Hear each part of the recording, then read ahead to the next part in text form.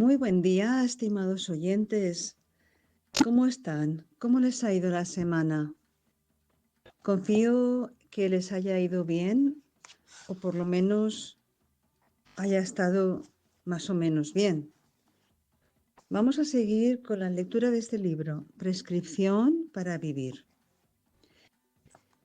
Hemos estado hablando de diferentes temas y el último capítulo que leímos se titulaba El Gran Plan y hablaba un poco también del mundo que está maduro para una nueva primavera, que todo tiene ciclos, hasta así como tenemos primavera, verano, invierno, otoño, invierno, tenemos también para la generalidad de la humanidad, también se mueve dentro de esos ciclos y vemos ese florecer de la primavera hasta que llega el ocaso también para las vidas de los seres humanos como seres humanos, como personas.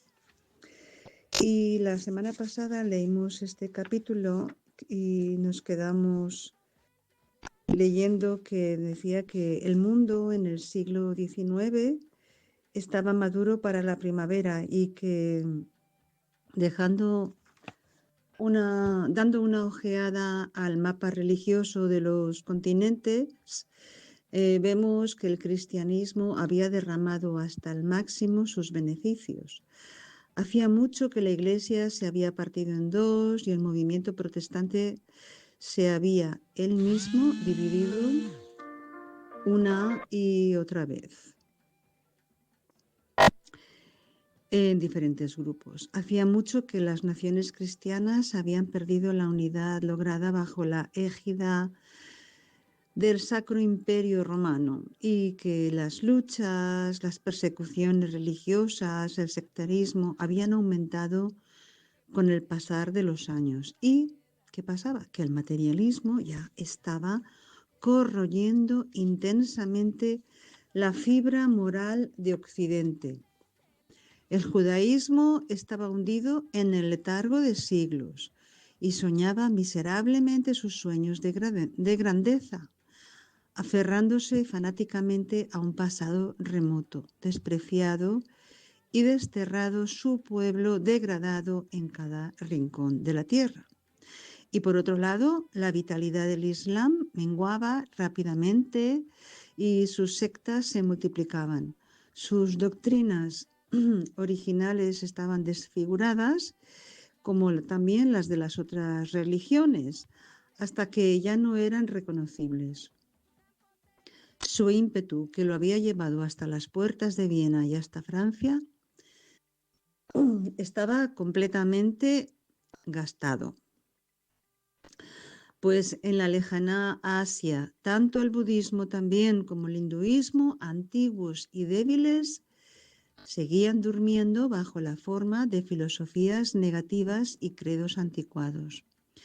Además, el zoroastrianismo estrecho, fanático, se ocupaba de sus ritos y dogmas, orgulloso de su longevidad y estéril en cuanto a una nueva visión o fervor. Prácticas sacerdotales florecían por doquier. La gente del mundo, con corazones no esclarecidos, la mayoría de ellos padeciendo la inopia y miseria, se conformaban con rendir servicio de boca a Dios, con obedecer o no, según fuese el caso, las innumerables reglas por las que se les daba seguridad de un cuarto cómodo en el otro mundo. La humanidad era una gran masa mojada y sin fermentar que se interesaba más y más por su bienestar físico y cada vez menos por su bienestar espiritual, lo cual iba a peor cada año que pasaba. Todas las señales de decadencia espiritual y de letargo moral se hacían cada vez más evidentes en todo el mundo. Más o menos a mediados del siglo XIX se comenzó a percibir una suave brisa que soplaba en la vida del mundo. Al comienzo apenas perceptible, gradualmente se hizo notar más.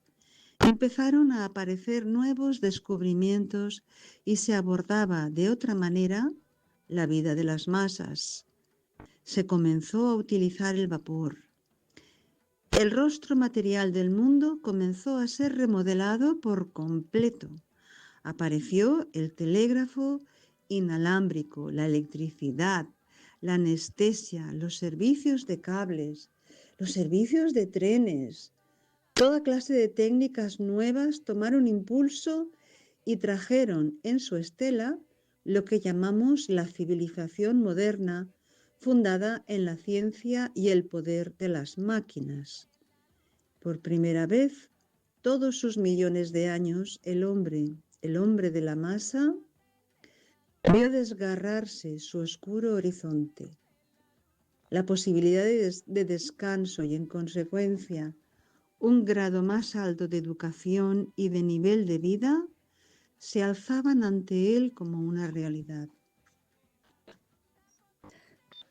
La esclavitud fue abolida, no solamente a esclavitud física, sino la terrible esclavitud de penuria y pobreza comenzaron a ser atacadas por los legisladores.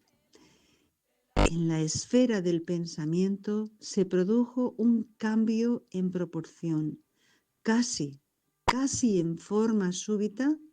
La gente comenzó a estar consciente de la necesidad de amplias reformas.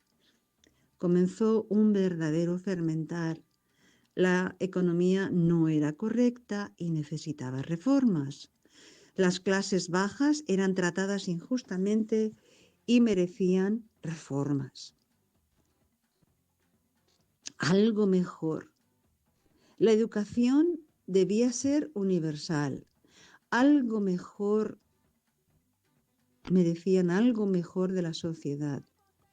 Debía desaparecer el analfabetismo. Debían cambiar los programas de estudios. Los sistemas de cárceles y penitenciarías se reconocieron como deficientes e injustos. En 100 campos diferentes estaban activos los reformadores. Conceptos completamente nuevos se apoderaron de la imaginación de la humanidad. Las mujeres exigieron derecho a votar e igual condición que el hombre. Los visionarios comenzaron a hablar valientemente del Parlamento de la Humanidad, la Federación del Mundo. Obtuvo apoyo la idea de un idioma internacional útil, nuevo y fácil de aprender. El conocimiento de pronto salió arrancando con botas de 7 leguas. En 100 años se inauguraron más cosas nuevas, se descubrieron más hechos respecto a la naturaleza, se hicieron más inventos, se emprendieron más reformas de largo alcance que los que se habían producido desde que comenzó la historia escrita, hace ya 4 o 5 mil años. ¿Y qué es lo que había sucedido? Y dice la escritora que lo que había sucedido es que había aparecido un nuevo profeta. Aun cuando nuestra característica más distintiva, dice la escritora Ruhiyyi Rabbani en su capítulo 10, dice, esta característica es nuestro cerebro. Rara vez lo utilizamos para pensar profundamente. Pasamos superficialmente por la vida con extraordinaria rapidez, en forma parecida a esas chinches de agua de patas largas que caminan alegremente sobre la superficie del charco, al parecer sin siquiera mojarse los pies. Son tantos nuestras ideas que aceptamos ya hechas recibidas de nuestros antepasados, nuestros amigos, nuestros maestros o nuestros sacerdotes. En la mayoría de los casos somos demasiado flojos o demasiado indiferentes si se nos desafía para descartar un pensamiento antiguo y ensayar uno nuevo, para comprobar si se ajusta mejor a los fines y hechos de la vida que el antiguo. Aún más, la inteligencia exige que debemos respetar los puntos de vista de aquellos que tienen más experiencia. Son más maduros o más sabios y más informados que nosotros. Pero hay una diferencia entre esto y la ciega y estúpida imitación. Un hombre debería ser algo por sí mismo. Si su padre es unitario, esta religión, la unitaria, él no debería serlo solamente porque hereda su creencia junto con su apellido y la hacienda y las vacas.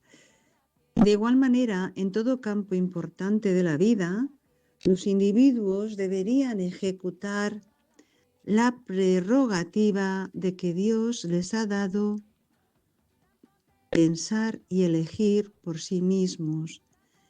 De otra manera, los valores que poseen en la vida les serán totalmente inútiles. Si una persona es un demócrata, o un católico, o un francomasón, o un dentista, únicamente porque su padre fue demócrata, o católico, o francmasón, o dentista antes de que él, ¿de qué verdadera utilidad son estas cosas en el desarrollo de su propio carácter? Son como establillados en lugar de huesos, fuera de él, manteniéndolo erguido, en lugar de ser parte de su propia anatomía interna. Es decir, todo lo que fue el padre de un hombre puede ser excelente y puede ser justamente lo mejor para él también, pero debería pensar en ello y asimilarlo por su propia voluntad, porque lo inverso también podría ser verdad. Todo lo que su padre fue puede ser lo peor de todo para él y podría arruinarle si sigue el mismo camino. La ciega imitación de los demás no solamente es innecesaria, estúpida y floja, sino que puede conducir a grandes errores personales en la propia vida y en escala mayor a las tragedias históricas que afectan la vida de gran cantidad de personas. Si en todos los días de Cristo los judíos hubiesen sido desapasionados y de mente abierta, no lo habrían crucificado. Es posible que no lo habrían aceptado a él y a sus enseñanzas, o incluso no habrían creído que estaba enseñando algo que valía la pena escuchar, pero le habrían dejado tranquilo. En lugar de ello, siguieron ciega y estúpidamente a sus dirigentes, quienes, a su vez, estaban amurallados por la tradición, vestidos de pies a cabeza mentalmente con dogmas y prejuicios heredados. El resultado fue que el río del cristianismo se desvió de su lecho natural y en lugar de irrigar las vidas del pueblo elegido, a quienes Cristo vino como su Mesías prometido, pasó por completo por su lado y derramó sus aguas vivificantes en tierras lejanas.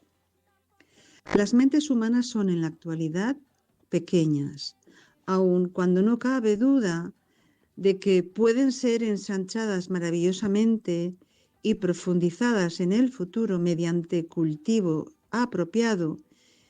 Y como somos una raza con gran fuerza de voluntad, nos apegamos con extraordinaria tenacidad a nuestros pequeños conceptos prefabricados.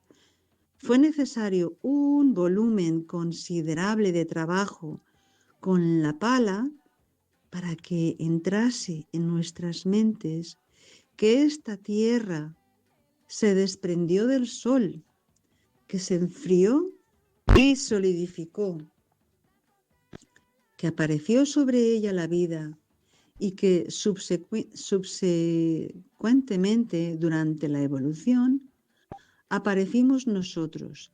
Y es probable que la única razón por la que aceptamos estas nuevas vidas es porque se enseñaron en las escuelas y colegios. Pero aún así, hay todavía gente que se aferra tenazmente a una interpretación literal del concepto de la creación, según se expone en el Génesis, y morirán pensando así antes de cambiar sus puntos de vista. Mi bisabuelo prohibió que alguien discutiese la telegrafía inalámbrica en nuestra casa, ya que él decía que era absolutamente imposible y que no estaba dispuesto a escuchar semejantes tonterías, a pesar de que era un hombre educado y cultivado. Entre nuestras ideas heredadas más atesoradas están los conceptos que tenemos de los profetas. Tomemos, por ejemplo, algunas de las ideas que tenemos y hemos tenido por centenares de años como sobre Cristo. Generalmente se le describe como un hombre delgado, joven, de pelo rubio y ojos azules, y se le hace aparecer ya sea demacrado o asceta.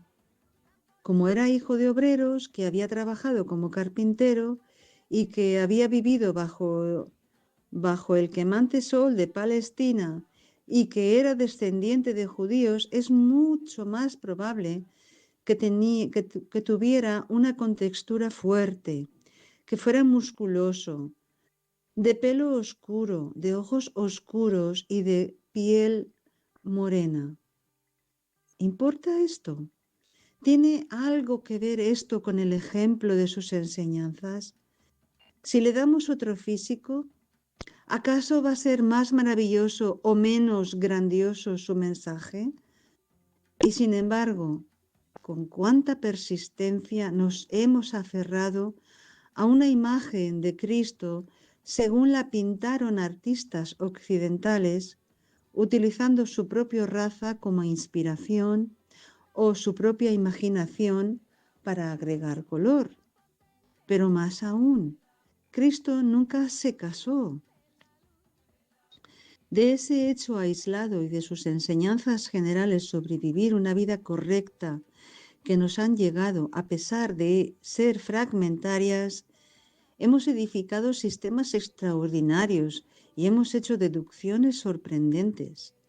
Algunos han enseñado que el celibato es un estado superior que el matrimonio, o que la relación entre los sexos es degradante, un mal necesario, y que los niños nacen en pecado y son concebidos en pecado, o que una de las grandes señales de la santidad de Cristo es que Él nunca se casó.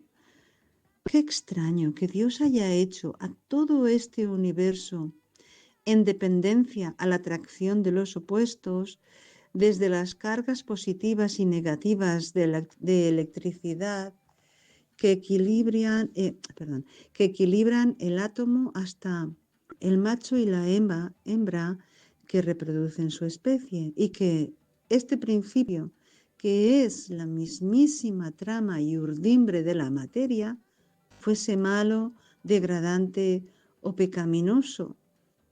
¿Qué hemos de pensar de un creador tan injusto y tan caprichoso, que Él hace que todo, desde los átomos hasta los hombres, sobre un modelo inherente en su impureza? ¿Qué derecho tiene algún hombre a mirar el rostro de un bebé de un día de edad y declarar que recién salido de la fragua de la vida, con sus ojitos que aún no ven y su mente que aún no comprende, que es algo nacido del pecado y concebido en el pecado? ¿No es acaso más natural y más lógico creer que esta maravillosa atracción de los opuestos, que vemos en los fundamentos mismos de la vida es sólo una vasta lección objetiva que nos enseña que la suprema atracción de los opuestos es la del alma humana hacia Dios, la criatura hacia su creador, que el magnetismo en la materia, el sexo en la naturaleza, pueden llegar a ser el amor en el hombre y que, por su intermedio en todas sus formas, podemos ser purificados y sublimados? ¿No estaríamos más cerca del verdadero significado de la vida según lo vemos desplegado en todas las cosas que nos rodean y en nosotros mismos, si creyésemos que Cristo nunca se casó porque no tuvo tiempo para ello, ni un lugar donde llevar una esposa, porque sabía lo que tenía por delante, lo que había de hacer antes que fuese inevitable su crucifixión por los endurecidos y fanáticos sacerdotes de su pueblo? ¿Con qué derecho han dicho los hombres que el vibrante, amante, tierno, valeroso Jesús descrito en los evangelios veía el matrimonio como algo indigno de él, pecaminoso, un mal necesario del cual él estaba eximido? Si deseamos comprender a Jesús, debemos leer lo que él enseñó y mirar los efectos en cultura y civilización que produjo su mensaje. Deshacer los vendajes con los que mentes pequeñas, aunque devotas, le han envuelto durante estos 2000 años. Y lo mismo pasa con Muhammad o Mahoma. Aun cuando él apareció en fecha posterior, aun cuando sus enseñanzas fueron anotadas de inmediato, a diferencia de las de Jesús, y en consecuencia se puede considerar que sus textos son sus propias auténticas palabras, en lugar de las cosas que se dice que dijo. Sin embargo, sus seguidores han corrompido y leído equivocadamente mucho de lo que él enseñó. Los cristianos, que como se ha señalado anteriormente, sustentan de hecho un concepto groseramente distorsionado del sexo, se han sentido repelidos por dos factores. En la vida del profeta de Arabia, y que son su poligamia y sus guerras. Antes de que analicemos estos dos puntos, debe decirse una palabra sobre el aspecto general de la religión.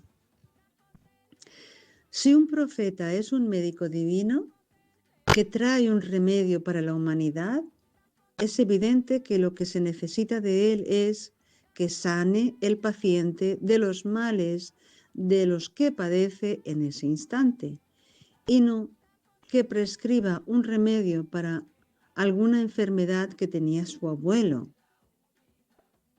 Es mucho más lógico creer lo que los judíos necesitaban en la época AD primero y más allá los griegos y los romanos, porque estos fueron tres pueblos que primero recibieron el mensaje de Cristo. Era totalmente diferente de lo que los árabes necesitaban unos 600 años después. Los judíos, a pesar de las ventajas de su formación religiosa, eran corruptos, supersticiosos, materialistas, fanáticos.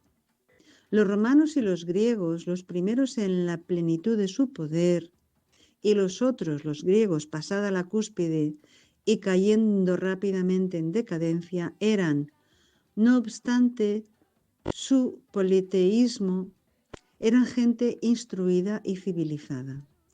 Eran los más civilizados del mundo occidental.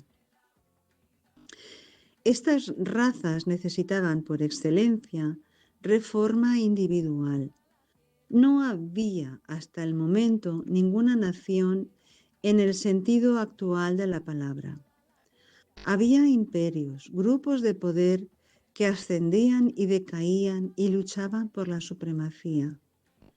Cristo dio a esta gente exactamente lo que necesitaba: la doctrina de la salvación del individuo.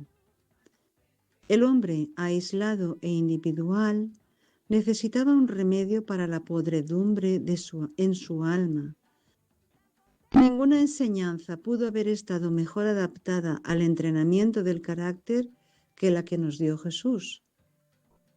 Pretender que era un pacifista, que vino a traer paz al mundo, es demostrar, mediante los acontecimientos de los últimos 2000 años, que él era un fraude.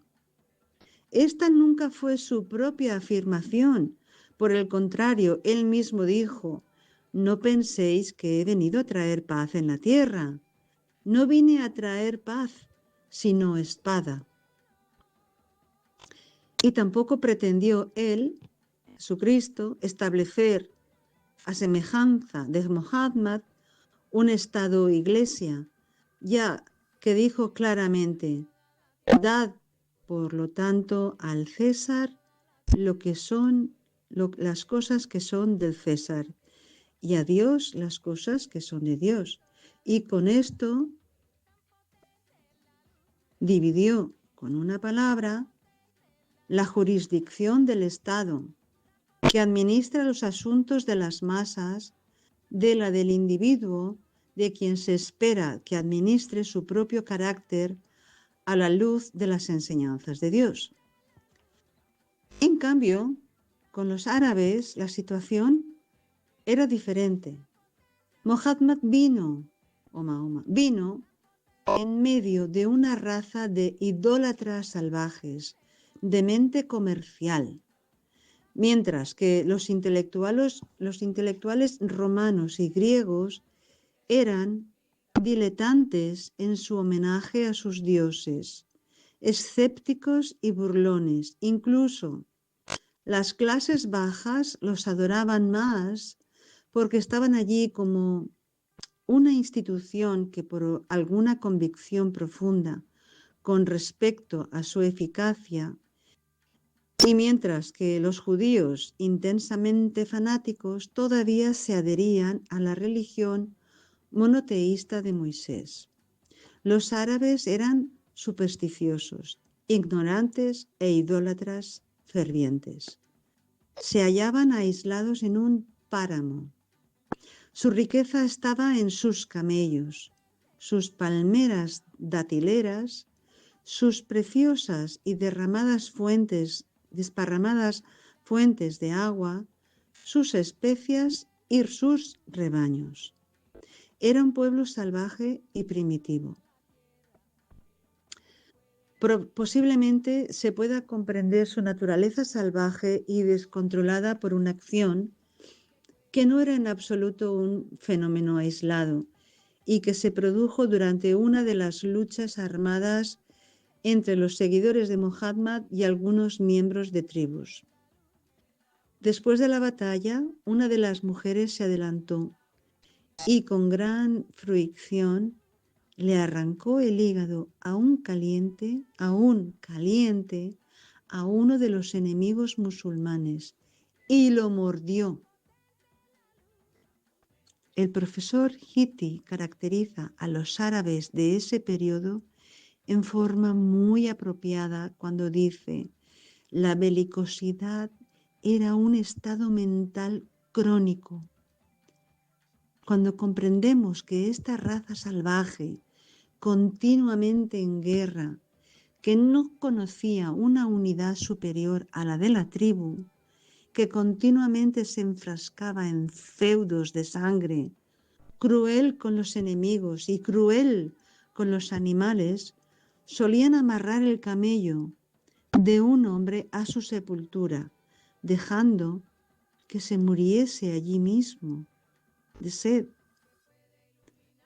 Era gente tal cuyo principal placer en los pueblos eran los continuos juegos de azar, mucha ebriedad y prácticas inmorales que hacían de la prostitución una profesión honorable.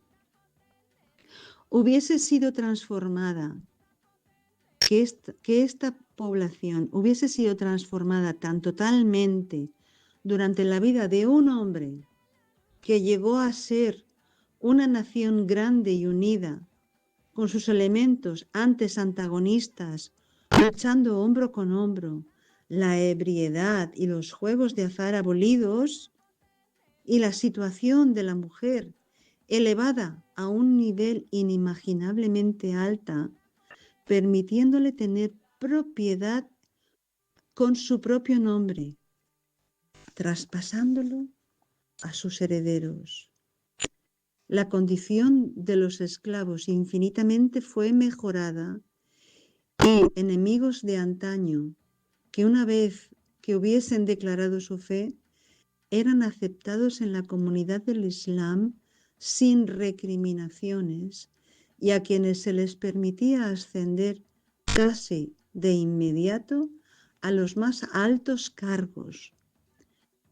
Cuando consideramos estas cosas, nos vemos forzados a detenernos a pensar y preguntarnos sobre la naturaleza del hombre que produjo una transformación tan milagrosa en la vida de sus compatriotas durante un periodo aproximadamente de 4 décadas. Esto es lo que hizo Mahoma. Así que lo primero que hizo Muhammad fue eliminar la idolatría, en cuanto tuvo fuerza suficiente para hacerlo con mano de hierro. Al considerar el Islam, debemos recordar que el paciente no era el mismo que en los días de Cristo o de Moisés,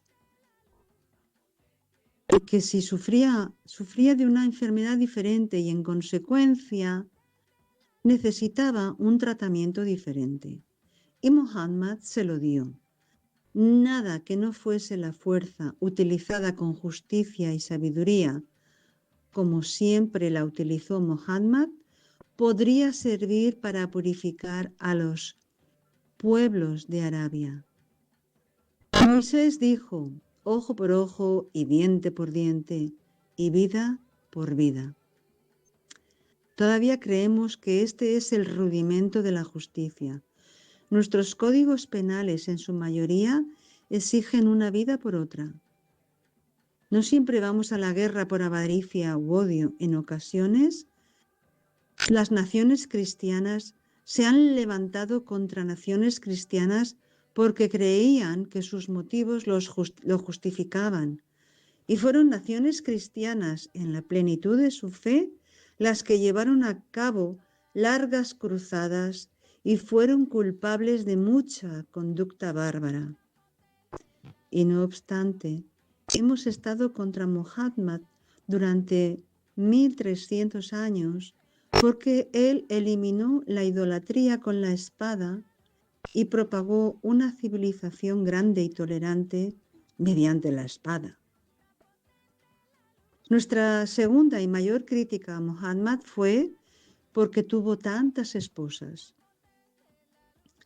Desechando nuestro prejuicio natural, impuesto sobre nuestras mentes por la secular idea de que hay algo malo e impuro con respecto al sexo, examinemos el cargo que se le hace a Muhammad. En primer término, los judíos practicaban la poligamia. No hay un solo versículo en los evangelios en contra de ello. Cristo prohibió el divorcio. Él nunca dijo nada con respecto a multiplicidad de esposas, para lo que podemos citar o mostrar un texto. En realidad, la poligamia fue practicada por los cristianos desde los primeros tiempos, lo que no habría sido el caso si Cristo hubiese hecho algún pronunciamiento en contra de ella. Las doctrinas introducidas en la Iglesia sobre esta materia fueron incorporadas por los primeros padres, con mayúscula. Así podemos ver que las dos grandes religiones monoteístas que existían en tiempos de Muhammad, el judaísmo y el cristianismo, no eran de doctrina monógama. Por el contrario, no había idea alguna de mal relacionado con tener más de una esposa. Muhammad también apareció entre un pueblo polígamo, un pueblo del que se sabe que tenían una cantidad enorme de esposas. Él redujo esta cifra en las leyes del Corán a 4. Esto en sí fue un paso enorme hacia adelante y una gran protección para los derechos de las mujeres, quienes eran consideradas meramente como enseres a los ojos de los árabes antes de su advenimiento de Muhammad. ¿Acaso por inclinación o tal vez porque estaba viajando continuamente con diversas caravanas que salían de la Meca para comerciar en países vecinos, Muhammad nunca se casó hasta que tuvo 26 años de edad y se dice que era enteramente casto hasta la época de su matrimonio. ¿Con quién se casó cuando tenía 26 años de edad?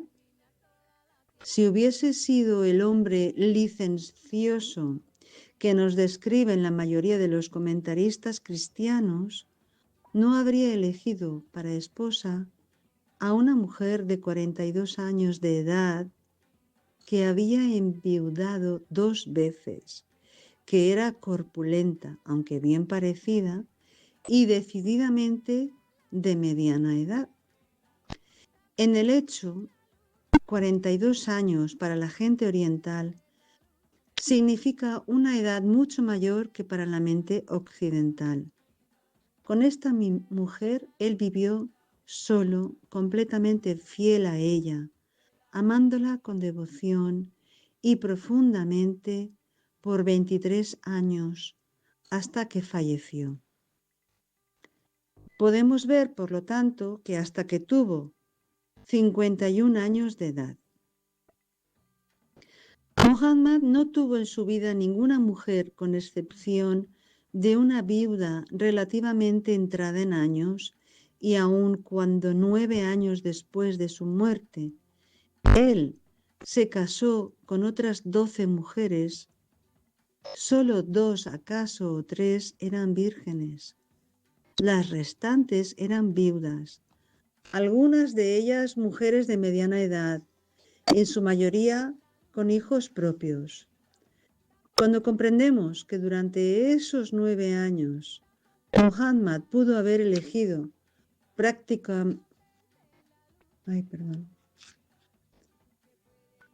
prácticamente a su antojo entre las bellezas de Arabia, 1000 vírgenes si las hubiese deseado, vemos cuánto se ha vilipendiado su nombre en la literatura occidental y entre la gente de Occidente. Lo menos que podemos decir es que estas no son señales de sensualidad. En realidad, cuando pasamos revista a estas relaciones personales de Muhammad, vemos con mucha claridad que los motivos que inspiraban sus matrimonios eran de magnanimidad, piedad y lo que yo llamaría calidad de estadista religioso. En cuanto a nuestros conceptos erróneos sobre Muhammad, tampoco le han tratado bien, ni siquiera sus propios seguidores, haciendo en su nombre acciones que habrían provocado su ira. Así como nosotros hemos hecho en nombre de Cristo muchos abusos y hemos introducido muchas corrupciones en sus enseñanzas, es interesante observar que mientras Muhammad limitó estrictamente por la ley a 4 el número de esposas que un hombre podía tener al mismo tiempo, muchos de sus seguidores se han vanagloriado de harenes en que había literalmente centenares de bellezas.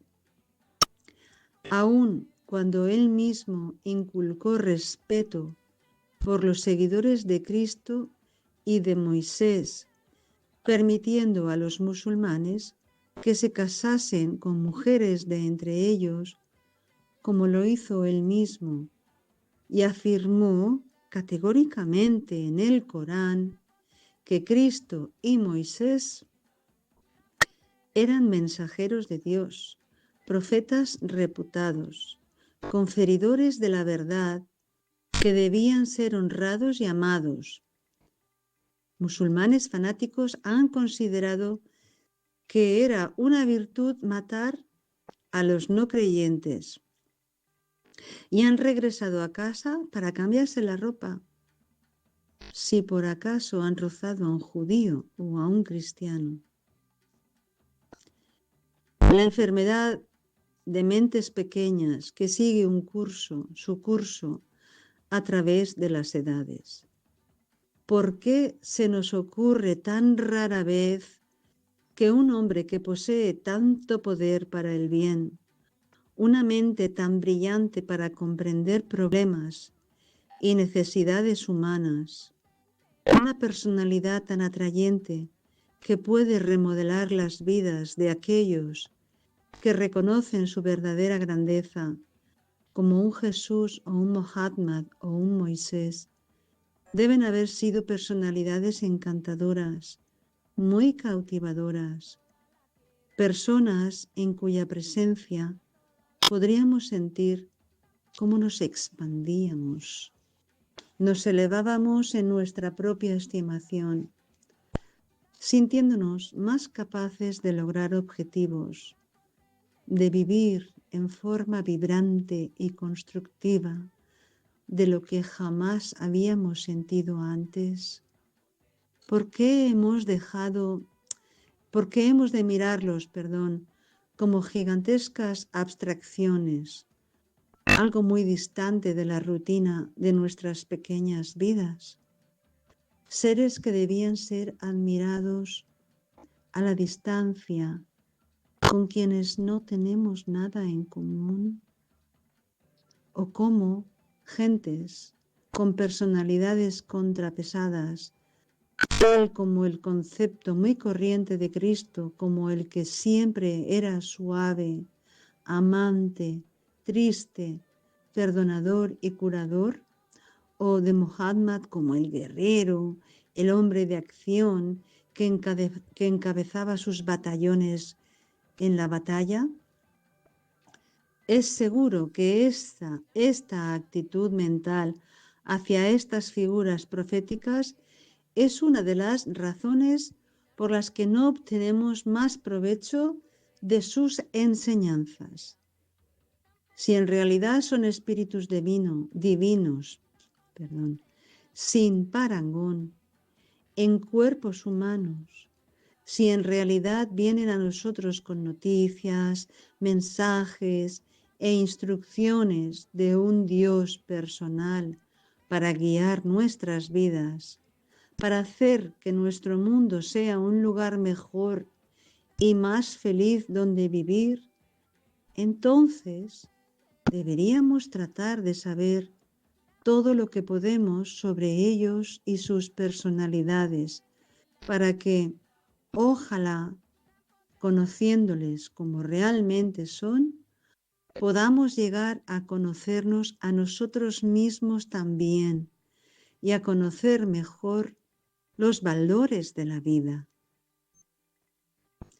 Todo niño cristiano está familiarizado con las historias de la Biblia que en forma sencilla, vital y hermosa, nos pintan el retrato de la cálida bondad humana de Jesús, su rápida simpatía por aquellos que sufrían o eran oprimidos, o su digna, genuina camaradería con sus compañeros que viajaban y enseñaban con él, de su severa actitud al castigar a los traficantes en dinero, de cómo desdeñó a sus propios familiares cuando se refirió a sus discípulos como sus hermanos. Han permanecido muy reales los relatos que lo muestran orando, solitario y con el corazón acongojado en Getsemaní, la noche cuando fue traicionado, del intenso sufrimiento y las humillaciones amontonadas sobre él durante los últimos días de su vida. Cuánta amargura debe haber sido suya cuando su amado Pedro, su roca sobre la que edificaría su iglesia, lo negó 3 veces. Cuánto aislamiento y soledad desde el punto de vista humano lo envolvieron cuando lo colgaron de su cruz entre 2 ladrones. ¿No debieron esas otras 2 cruces haber llevado a 2 fieles seguidores, cuyo amor se rebalsó y los levantó para estar a su lado en su última hora? Pero los retratos, por vívidos que sean, son fragmentarios, y después del transcurso de 20 siglos, no podemos estar seguros que el Cristo que creemos conocer era el verdadero hombre que de hecho vivió. Y lo mismo vale para Muhammad. Aún cuando se conocen muchos más detalles de su vida y él es una figura más histórica, en el sentido de que está históricamente demostrado que Jesús, de su vida, ¿no? Pero hace tanto tiempo que falleció y hay tanto sobre él que ha sido interpretado o malinterpretado, tanto por sus seguidores, divididos en sectas que luchan entre sí, como por sus enemigos, que los contornos de su personalidad y carácter son un tanto imprecisos y borrosos, por decirlo así. ¿Dónde podemos volvernos entonces para saber cómo es este extraño fenómeno, este rayo de sol, este profeta del Dios invisible, este vehículo de carne y sangre que tanto se parece a nosotros y sin embargo es tan esencialmente diferente de nosotros? Necesitamos confirmación viva y ejemplo vivo, algo cercano a nosotros en el tiempo, algo más allá de toda duda. ¿Podemos encontrarlo? Estimados oyentes, aquí termina este capítulo que habla tanto de cosas que desconocemos en líneas generales sobre Cristo y en especial sobre Mahoma o Muhammad. Cosas que realmente no nos han sido contadas o no hemos tenido la curiosidad suficiente para averiguarlas, y que son estremecedoras porque no se puede comparar la sociedad que se encontró Jesucristo, donde él nació, con la sociedad que se encontró Muhammad, Y como dice la señora Ruggieri, el verdadero médico tiene que recetar una medicina adecuada para ese enfermo. No podemos, no debe y no puede recetar el mismo remedio. Como dice ella misma, el abuelo estaba enfermo de algo y el nieto está enfermo de otra cosa. Los remedios tienen que ser diferentes, tienen que estar adecuados. Se ha criticado mucho a Muhammad por sus múltiples esposas. No sé si ustedes sabían que los judíos se casaban, tenían muchas esposas también. Y en la época de Jesucristo también. Y que Jesucristo no se casó porque no podía, no pudo, no tenía dónde parar.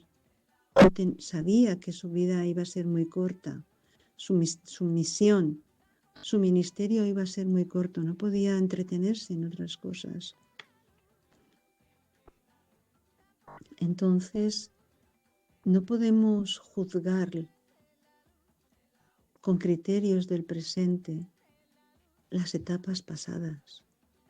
No podemos, no debemos, no deberíamos, juzgar estos hechos sociales con los criterios de hoy en día y máximo ahora que en el siglo XXI hay tanta degradación y tanta corrupción y estamos tan metidos en temas, en este caldo social que nos contamina sin ninguna duda. Hay que hacer un gran esfuerzo para no contaminarse. Hay que tener las ideas muy claras para no caer en tantas cosas que tenemos a nuestro alrededor que nos tientan.